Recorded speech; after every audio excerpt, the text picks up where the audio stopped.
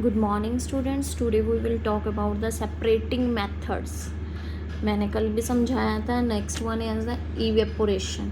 Evaporation क्या है? The process the changes the liquid into the gaseous state is called the evaporation which does not यानी कि this method is use to separate the non volatile substance component from the volatile solvent component. अब non volatile solvent क्या होता है, solute या solvent क्या होता है, विच डज नॉट इवेपोरेट, और सॉल्वेंट क्या है, वोलेटाइल, जिसमें वो डिज़ोल्व हो जाता है।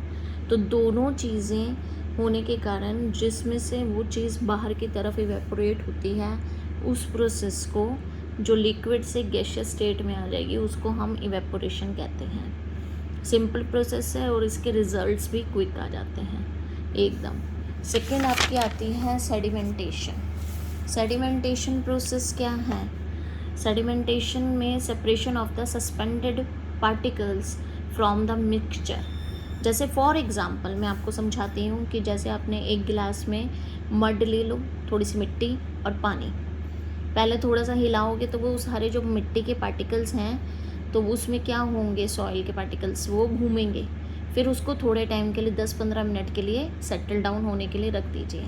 वो बैठ जाएंगे नीचे क्योंकि वो भारी होते हैं, होम हेट्रोजीनियस मिक्सचर है, वो दूर से दिखाई भी देंगे आपको नीचे बैठ गए। तो ऊपर से पोर कर लीजिए वाटर को।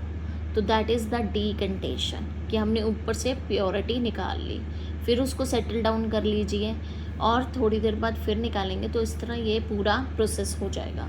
इसका एक ही जो ड्रॉबैक है कि पूरी प्योरिटी नहीं होती, पूरी प्योरिफिकेशन नहीं होती इस प्रोसेस में। नेक्स्ट आपका मेथड आता है इसमें फिल्ट्रेशन। फिल्ट्रेशन में क्या होता है? The components of a mixture of an insoluble solid and liquid are completely separated and it takes less time for the separating the components. For example chalk and water को मैं mix कर दूँ, फिर आप घर में हैं, अब लैब में तो आप जा नहीं सकते, तो चाय वाली जो छन्नी होती है उससे आप छानेंगे तो चॉक क्या आएगा, ऊपर आ जाएगा, रेजिड्यू कहते हैं उसको, जो ऊपर आ जाता है। फिल्ट्रेट, पानी नीचे की तरफ निकल जाएगा। तो आपका इस तरह ये फिल्ट्रेशन की प्रोसेस हो जाएगी। आप रेगुलर अपने घर किचन में देखते हैं चाय बनी ना, उसमें क्या होता है, छानी जाती है टी स्टेनर से। तो टी स्टेनर से क्या होगा, टी स्टेनर से टी लीव्स ऊपर की तरफ ही रह जाएंगी, रेजिड्यू, और टी नीचे की तरफ चलेगी, दैट इज़ द फिल्ट्रेट। तो यह आपका फिल्ट्रेशन की प्रोसेस कहलाई जाएगी। जो इसकी लिमिटेशन है, it can be separate only the insoluble particles. अगर कोई सॉलिड भी वाटर में घुल गया है उसको अलग से सेपरेट नहीं कर सकता क्योंकि वो तो घुल गया है, इसकी ये सबसे बढ़िया है। और जो फिल्टर्स होते हैं, अब देखो आपकी जो टी स्टेनर्स हैं उसको भी रेगुलर क्लीन करना पड़ता है, रिप्लेस भी करना पड़ता है।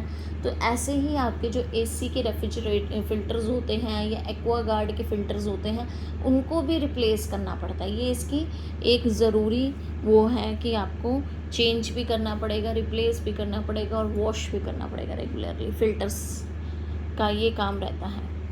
एप्लीकेशंस क्या हैं, एवरीडे लाइफ में यूज़ होता है। वाटर एसी जो फ़िल्टर्स हैं, एसी फ़िल्टर्स हैं, इसमें आपका डेली यूटिलाइज़ होता है फिल्ट्रेशन में। Thank you and have a nice day.